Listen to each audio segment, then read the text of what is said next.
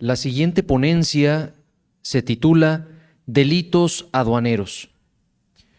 Quien imparte dicha ponencia es abogado y doctor en Derecho, egresado del Centro Universitario de Estudios Jurídicos, con una maestría en Ciencias Penales y una amplia especialización en Criminalística y Compliance. Su trayectoria en Derecho Penal incluye tanto la academia como la práctica profesional, destacándose como director general del Centro de Estudios Jurídicos Comprender SC y catedrático de posgrado en el Instituto Nacional de Ciencias Penales. Es miembro de la Barra Mexicana, Colegio de Abogados y de la Asociación Nacional de Doctores en Derecho y ha colaborado en el desarrollo de diseños curriculares especializados en capacitación jurídica.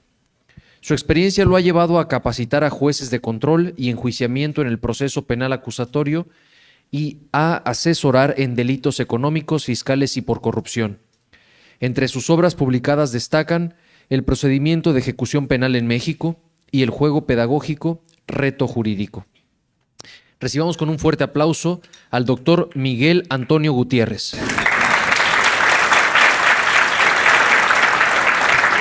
Gracias. No. Gracias, muy buenos días a todos. Antes que otra cosa, agradecer al Centro Universitario de Estudios Jurídicos por esta invitación a participar en este congreso, en donde pues me siento muy honrado de participar. Muchas gracias por estar aquí y por el tiempo para escucharme. Bueno, el tema de delitos aduaneros, antes que otra cosa, quisiera comentarles cuál va a ser el enfoque de esta plática que voy a tener con ustedes en relación a que, bueno, tenemos 25 minutos aproximadamente para poder entender el tema. El delito aduanero por excelencia pues es el contrabando, ¿sale? El contrabando.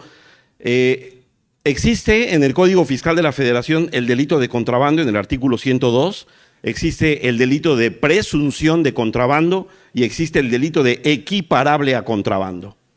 Entonces, para que ustedes se den una idea, la posibilidad de cometer contrabando en México es muy extensa. ¿Por qué? Porque dentro de los tipos penales de contrabando que tenemos en estos dispositivos que acabo de señalar, vamos a encontrar aproximadamente 150 maneras diferentes de poder cometer contrabando. El delito de contrabando, pues es un delito, diríamos los penalistas, pues un delito muy bonito, ¿no? Es un delito muy técnico. Es un delito cuyos elementos normativos para que se deban de acreditar, pues uno debe de recurrir a diversas legislaciones, como lo son pues la ley aduanera, las reglas de comercio, en fin, mucha cuestión administrativa va a nutrir, ¿verdad? Va a darle significado al derecho penal específicamente en materia aduanera.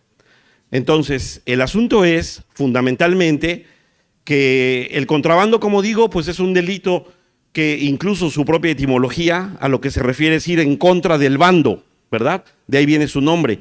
El bando, que era pues el reglamento, ¿no? Todavía hay municipios en donde tenemos los bandos municipales. Históricamente el delito de contrabando por eso se llama así, porque es ir en contra de la ley. Si ustedes ven películas, incluso por ahí Benedetti tiene un poema, ¿no? Que habla del contrabando. Entonces, pues el tema de contrabando es algo universal, históricamente ha existido desde que existe el comercio. ¿Estamos de acuerdo? Entonces, bueno, ¿cuál es el sentido ahora? Bueno, los abogados, México en general, está viviendo tiempos difíciles en cuestiones de impartición y de procuración de justicia. Hoy día los abogados debemos de estar pues muy pendientes de todo lo que ocurre en las reformas, ¿no? Judiciales que se están llevando a cabo, pero no solo eso, en las cuestiones políticas, en las cuestiones económicas, porque fundamentalmente ahí es en donde aterriza, ¿verdad? Todas las políticas que nos puedan marcar desde la óptica de comercio exterior y todo ello, es lo que está haciendo justamente que se incremente este tipo de delito. O sea, es un asunto de política criminal, si lo vemos desde esta óptica. ¿Por qué? Porque si el día de hoy a un legislador se le ocurre decir, bueno, todos los que participen en un congreso dando el tema de delitos aduaneros ahora son delincuentes, pues entonces yo ya seré un delincuente, ya están criminalizando mi conducta, ¿estamos de acuerdo? Entonces, pues, ¿quién va a ser un delincuente? Pues el que diga el Estado. El Estado va a decir quién es un delincuente, ¿estamos de acuerdo? Entonces ahora el tema del contrabando está relacionado, por supuesto, ¿con qué tema? ¿Con qué figura jurídica? Con la cuestión de las empresas. Como todos ustedes saben, ahora ya en México es una realidad la cuestión de la responsabilidad penal de las empresas. Ya las empresas ahora pueden ser sujetas de una responsabilidad penal. Y ustedes me dirán, bueno, ni modo que metamos a la empresa a la cárcel, ¿verdad? Pues por supuesto que no, es una entidad, es una abstracción, eso no va a pasar. Pero sin embargo, lo que sí puede pasar es que a través de un procedimiento penal que yo le formule a una empresa, voy a obtener de una manera más rápida, de una manera más eficiente, la posibilidad de aplicarle medidas cautelares o providencias precautorias con el propósito de ¿qué? Pues de congelar cuentas, con el propósito de generar una intimidación a la propia empresa, una práctica que se está dando mucho, por ejemplo, hacia los agentes aduanales, ¿no? Oye, ¿sabes qué? Que aquí hay una denuncia por contrabando, notificamos al agente aduanal de que ya se abrió una carpeta de investigación y entonces te proponemos que tú llegues a un acuerdo, ¿verdad? Llega a un acuerdo con esta autoridad y entonces ahí le paramos. ¿Me explico? Y entonces el agente aduanal lo primero que hace es decir, vienen conmigo y me dicen, oye, ¿qué hago?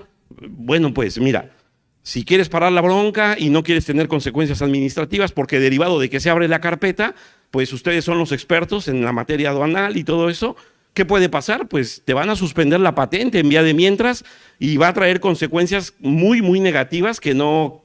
Entonces, yo te diría como abogado penalista, probablemente yo te gane este juicio. Este juicio penal yo te lo puedo ganar, pero evitar las contingencias que te va a generar el proceso, eso no lo puedo evitar.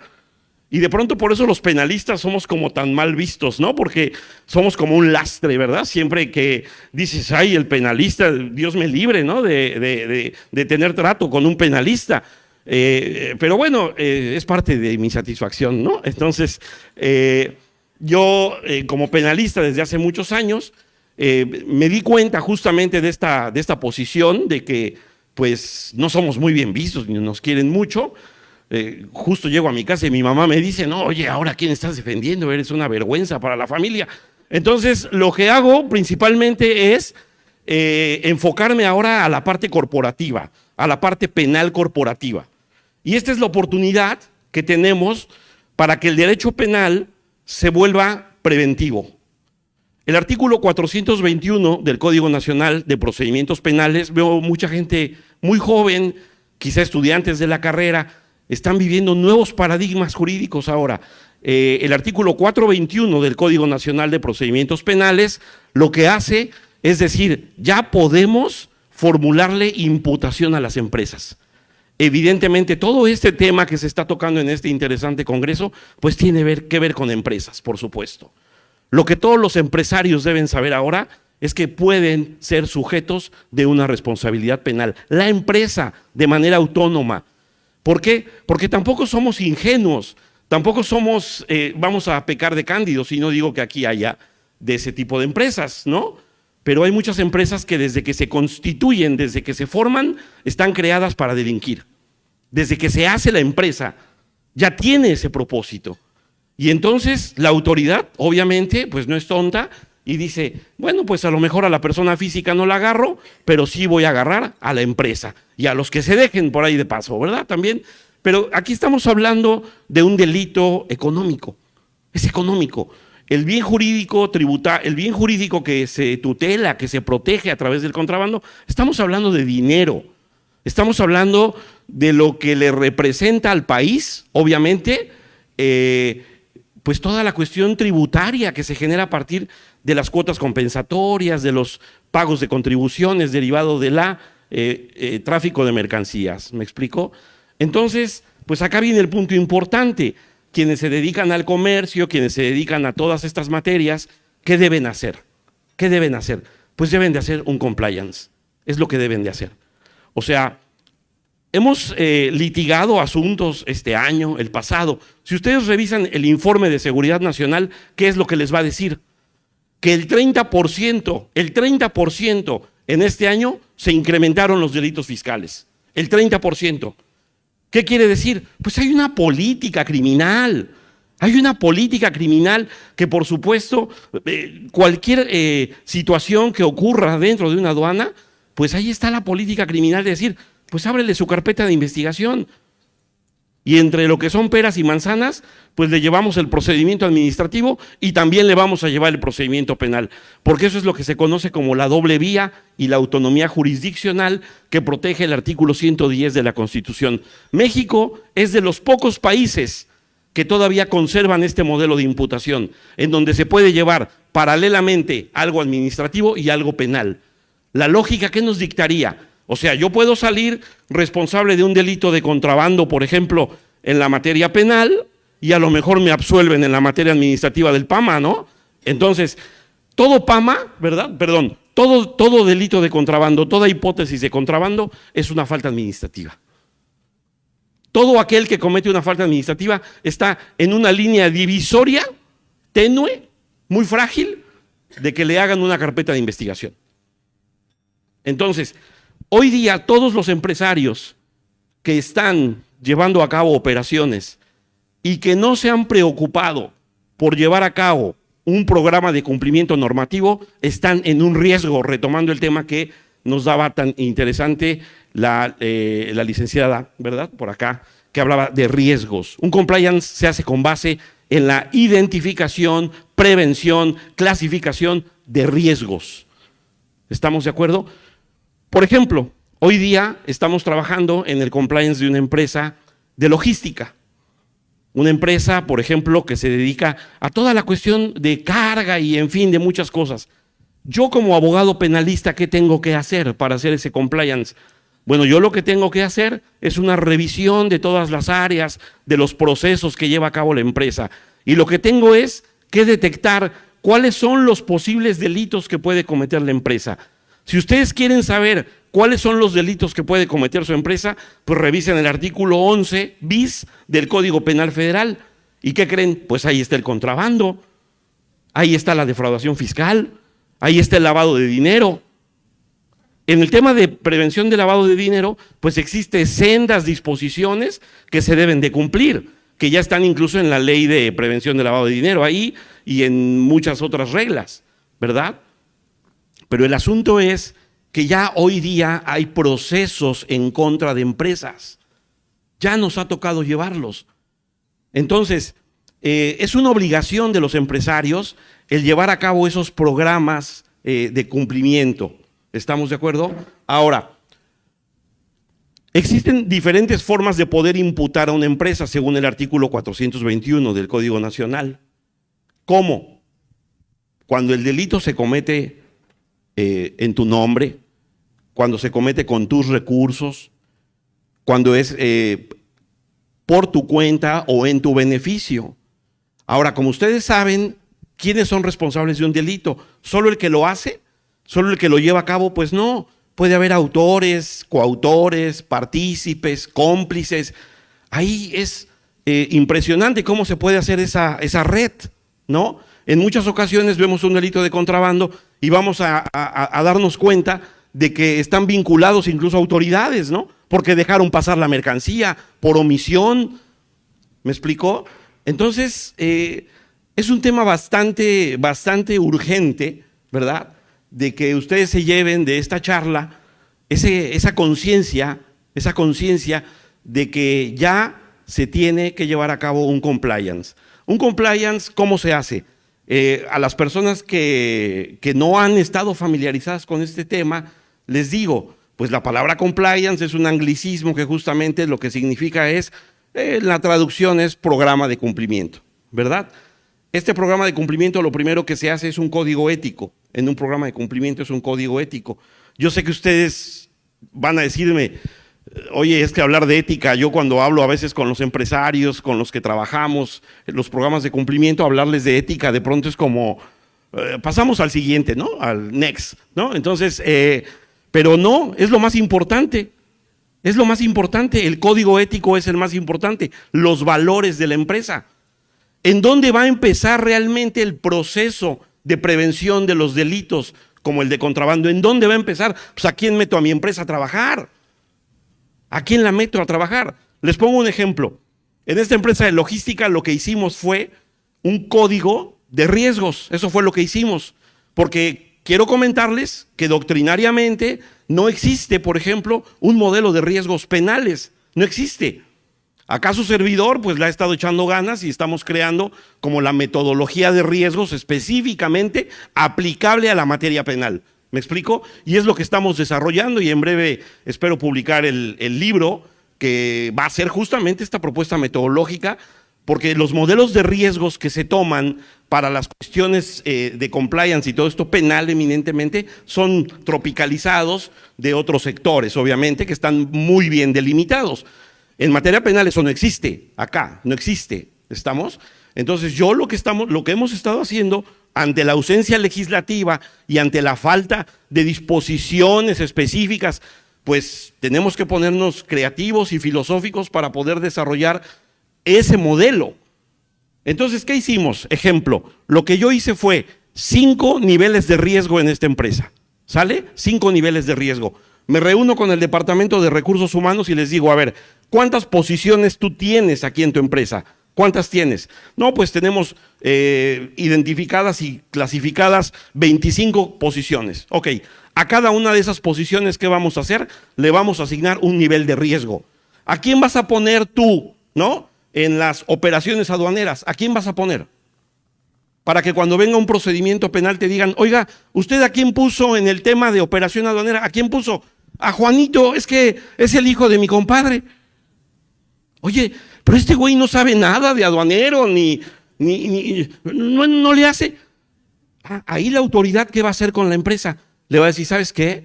Eso es una omisión. Desde ahí empezó ya tu error. Y por esa omisión, por esa falta de control, te voy a sancionar penalmente. Eso es lo que va a castigar.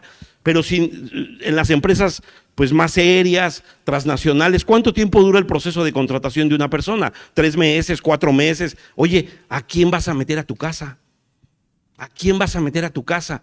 ¿Sí me estoy explicando? Entonces, desde cómo contratas a una persona, ahí empieza el modelo de cumplimiento normativo para efectos de evitar una responsabilidad penal con la empresa. ¿Por qué? Porque cuando venga el delito, cuando estén en una plataforma, ¿verdad? Porque el delito de contrabando realmente, si nosotros nos ponemos a pensar, pues el contrabando bronco es el que menos existe, ¿no? Ese de Camelia la Tejana, ¿no? Y que traían las llantas del coche y todo eso es el menos común. El contrabando es fino, por eso me gusta, porque es un delito fino, ¿verdad? En el que se necesita conocimiento, se necesita obviamente expertise, es fino, no cualquiera puede hacer un contrabando técnico. A partir de ahí, obviamente, entonces necesitamos que el Departamento de Recursos Humanos tenga a las personas adecuadas en las posiciones más riesgosas. ¿Me explico? Eso es lo primero que se tiene que hacer. Ya en un segundo punto, cuando venga la investigación y los llamen al apoderado legal, llamen a los accionistas y digan, a ver, ¿a quién contrató usted? Ah, pues mira, él es egresado del CUEG, le dio clases el doctor Huereca. Ah, no, pues sí, es un chingón, no tiene problema, ¿no? Entonces, ya ahí dices, salvado, ¿verdad? Perfecto. Entonces, ya con esa cuestión, se está cumpliendo el modelo preventivo. Ustedes quieren saber más o menos qué deberíamos de entender por el control de una empresa. Revisen el artículo 18 del Código Penal del Estado de Yucatán. El Código Penal de Yucatán es como el que nos ha dado la forma lo más aproximado a lo que debe de ser el debido control organizacional de una empresa para efectos de prevención de una responsabilidad penal, específicamente en este tipo de delitos. ¿Sí me van copiando con la idea de lo que estamos hablando acá? Entonces, el derecho penal sufre un cambio, ¿no? Entonces, sufre un cambio y ahora ya lo tenemos que ver desde esta óptica preventiva, esta óptica de, oye, pues ya no es nada más el lastre, ¿no? El del penalista, ¿no? Ahora el penalista tiene que tener una visión corporativa de insertarse para estar trabajando con el de comercio exterior, con el de logística, con el fiscalista, y uno pues va tratando de guiar el barco para la prevención de delitos. ¿Estamos de acuerdo? Pues obviamente va a haber compliance officer, va a haber todas estas figuras que deben de existir necesariamente, porque un compliance debe de llevar un proceso de evaluación, un proceso de verificación, debe de tener un proceso en el que se puedan hacer denuncias, ¿verdad? Porque lo que les va a castigar la ley a las empresas, ¿qué es? Pues que la empresa sea una empresa corrupta. Eso es lo que les va a castigar. Porque una cosa es que la empresa sea corrupta y otra cosa es que haya gente corrupta dentro de una empresa. ¿Me explico? Los delitos van a seguir existiendo.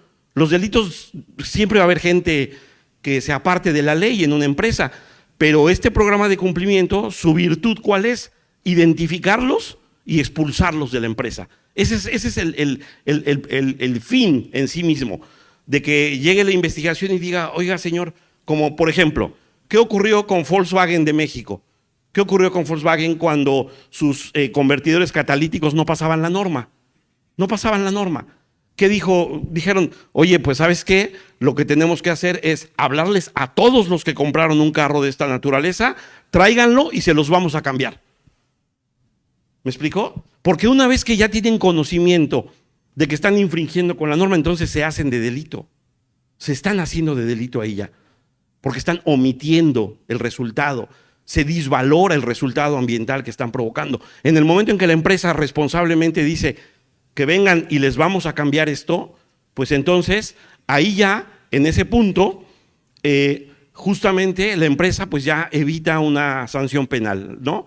En México la pena de muerte está prohibida para las personas físicas, pero no para las personas morales, ¿no?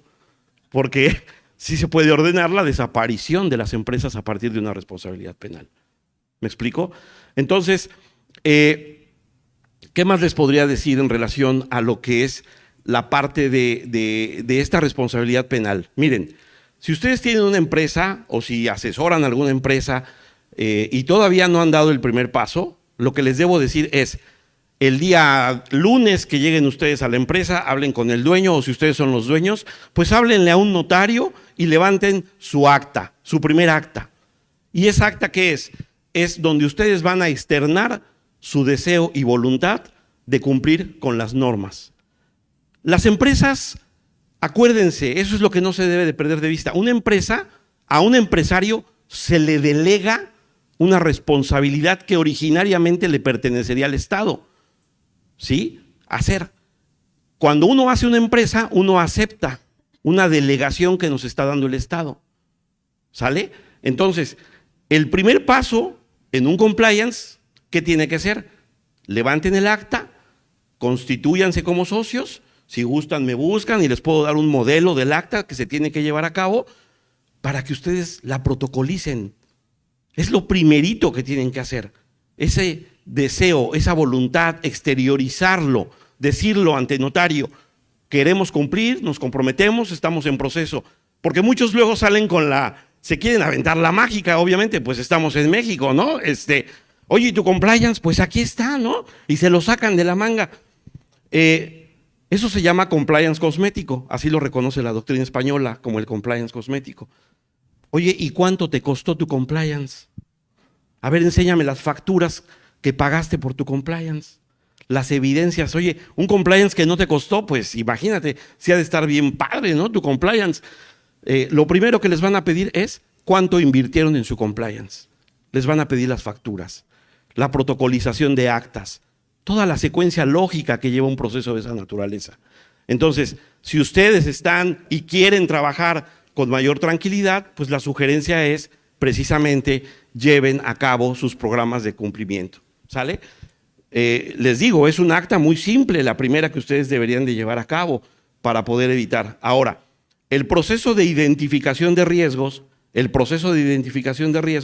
pues ese es un traje a la medida que se tiene que llevar a cabo. Pero no se pongan nerviosos ni piensen que es como algo, así que digan, pues eso, ¿dónde lo voy a hacer, no? El compliance puede ser tan pequeño o tan grande como ustedes quieran, ¿no? Ahora, si la empresa ya tiene otros compliance, ya tiene otros programas de cumplimiento que por disposiciones de leyes especiales como las de estas que hacen intercambio de monedas, ¿no? De la ley fintech y de todo esto hay disposiciones ya muy específicas, que debe haber convergencia, ¿no? Tiene que haber convergencia, pero realmente el compliance penal, y no es porque yo sea penalista, pero pues eso es lo que más les preocupa, ¿no? A las personas. Entonces, sí tómenlo en cuenta, como les digo, para que pues se eviten dolores de cabeza, que puedan trabajar libremente. Y otro punto, no lo vean como un gasto, véanlo como una inversión. ¿Por qué? Porque si ustedes están trabajando, por ejemplo, empresas norteamericanas, la mayoría, pues les va a pedir que tengan un compliance para poder trabajar. Empresas españolas, ¿verdad? Si no tienes el compliance, ni siquiera voy a empezar a tener tratos contigo. Aquí en México está próximo a salir. Yo soy catedrático del INACIPE, que es el Instituto Nacional de Ciencias Penales, pues el instituto más reconocido en América Latina en materia penal. Y ahí se está gestionando la ley ya, la ley general de responsabilidad penal empresarial. Esto ya va a ser en breve, ya no va a tardar mucho esta ley, y obviamente ahí ya va a venir una disposición. Para que se den una idea, en España, por ejemplo, el compliance es obligatorio para todas aquellas empresas que tienen 500 o más empleados. Para los que tienen menos de 500, el compliance no es obligatorio. Pero aquí en México todavía no hay disposición. O sea, todavía no se dice, por tanto, si yo tengo un solo empleado, técnicamente estaría obligado a tener un compliance. Técnicamente estaría obligado a eso. ¿Se dan cuenta? Entonces digo, el delito de contrabando, como dije, pues casi 150 posibilidades. Es un delito alternativo, plurisubsistente. ¿Quién puede cometer contrabando? Personas físicas y morales. Las penalidades pues van a variar obviamente por el monto, y es un delito muy técnico, ¿no? Es un delito muy técnico que me parecería, para todos los abogados, que veo jóvenes abogados aquí, señoritas abogadas muy jóvenes, es un área súper rentable, un área de oportunidad que no pueden desaprovechar, porque realmente luego mucho empezamos siempre como, ¿y cómo vas a empezar a litigar, no? Pues voy a divorciar a mi tío, ¿no? Y el tío te deja de hablar la tía toda la vida, como me pasó a mí, ¿no? Que fue mi primer asunto que llevé. Entonces, acá, pues, la aspiración y este tipo de espacios y de foros, a la gente joven, ¿verdad?, les debe de abrir esa posibilidad de insertarse en núcleos laborales, pues, más rentables, más globalizados, temas muy bonitos, ¿no? Y pues a los que todavía estamos chavos, pero un poquito de otra generación, pues actualizarnos, ¿verdad?, en los temas, para no ser omisos, tampoco quedar pues obsoletos, y principalmente poder trabajar y estar en paz. Yo les agradezco mucho el que me hayan escuchado. Mi nombre es Miguel Antonio Gutiérrez Huereca, estoy a sus órdenes, y pues para cualquier duda, aquí estoy, adelante. Por ahí tenían una manita levantada, yo creo que quieren hacerme una pregunta, por favor.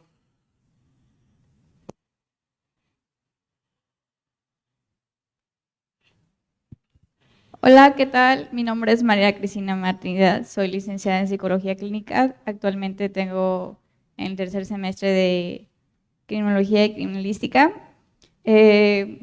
Como comenta usted, licenciado, tengo una duda. ¿De qué manera ha llevado una carpeta de investigación de descubrimiento de antinarcóticos? ¿Y qué código penal establece los derechos humanos? Como usted menciona, uno nunca sabe a quién tiene que defender o para quién trabaja, de un criminal, tanto como las embarcaciones para proceder ante un código ético penal. Bueno, mira, justamente el delito que tú mencionas, que no es contrabando, es un delito de narcotráfico, técnicamente, pero se presenta mucho. El año pasado tuvimos un asunto bastante mediatizado, en donde pues algunos eran como ollas, ¿no?, de cocina empresariales que se llenaron, se contaminaron de droga, ¿verdad? Las detectaron a través de las aduanas, de los perritos y de todo este rollo, y ahí se llevó a cabo, porque es un delito de narcotráfico, está contenido en el Código Penal Federal, ese delito. No recuerdo el número, nunca he sido buen codiguero, pero creo que debe de estar como por ahí del 225, no lo recuerdo bien, pero si entendí la pregunta era… ¿qué es, bueno, de qué manera ha llevado una carpeta de investigación? Bueno, esa carpeta justamente, donde pues se les detuvo, ¿verdad?, al tramitador, se le detuvo al transportista, ¿verdad?, se llevan a cabo pues investigaciones en donde asisten con las empresas, empiezan con las diligencias básicas, a tomar fotografías, a interrogar a los empleados, les preguntan si se está llevando a cabo ahí, si conocen el programa de cumplimiento, en qué consiste, cuáles son las acciones, cuál es la capacitación. Toda esa labor de investigación la lleva policía de investigación por instrucciones específicas de los ministerios públicos. Esa es la manera como se integra, porque ahí lo que se quieren dar cuenta es si verdaderamente existe el compliance. Ok. ¿Sale? Ahí, Gracias. pero había otra duda, ¿no? También. De acuerdo con los derechos humanos que leyes establecen o que de manera protegen tanto como las embarcaciones ante un criminal para proceder Bueno, de acuerdo con la carpeta de investigación. Ahí el tema es muy interesante porque al hablar de empresas, estamos hablando de los derechos humanos de las empresas, por ejemplo. ¿Las empresas tienen derechos humanos? Sí, sí, ya se ha pronunciado la Corte sobre ese tema. No todos, obviamente, hay los que por su propia naturaleza jurídica puedan ser aplicables, como lo es el patrimonio, ¿verdad? Y desde luego que toda la protección del Estado hacia embarcaciones, y no solo a las embarcaciones, a todo, debe de estar a través de todas estas disposiciones de seguridad nacional que deben de estar orientadas a que los empresarios, obviamente, pues lleven a cabo su labor. Si tú me dices si específicamente hay un catálogo que diga estos son los derechos humanos para las embarcaciones, no. Eso se hará a partir de una interpretación sistemática de todas las reglamentaciones administrativas que ustedes conocen mejor que yo en materia portuaria y materia marítima y todo lo demás, y de ahí se tiene que, ahí el experto, digamos, de cada una de esas materias es quien tendría que determinar cuáles son esos derechos humanos que le pueden, pero yo te diría, es el patrimonio, ¿no? La seguridad jurídica, lo que aplica a las empresas de manera genérica. Muchas gracias, licenciado. No, de nada. Acá. Sí. Sí.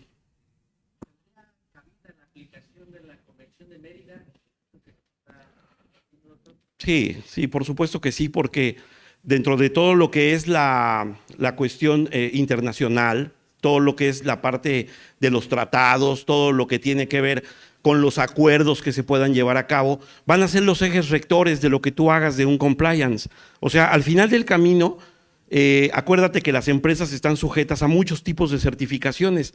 Por ejemplo, nosotros acá pues tenemos personas dentro del despacho con quien trabajamos que son especializadas, por ejemplo, en certificaciones de logística, de las certificaciones aduaneras. Hay quienes ahora ya están certificados en inteligencia artificial por el tema del contrabando, ahora que sobre los cuestiones de los software, ¿no? ¿Cómo le llaman ahora?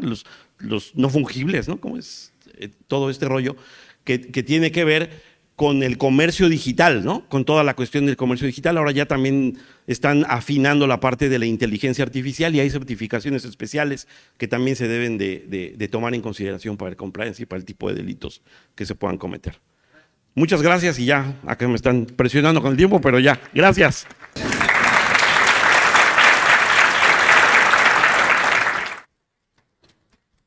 Muchas gracias, doctor, y se le va a entregar un reconocimiento por su participación.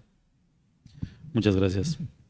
El Centro Universitario de Estudios Jurídicos y el Colegio Nacional de Profesionistas con posgrado en Derecho otorga el siguiente reconocimiento al doctor Miguel Antonio Gutiérrez Huereca por su valiosa participación en el Congreso Nacional de Derecho Marítimo, Portuario y Aduanero con el tema Delitos Aduaneros, llevada a cabo en el puerto de Veracruz los días 8 y 9 de noviembre de 2024. Muchas gracias, doctor. Gracias.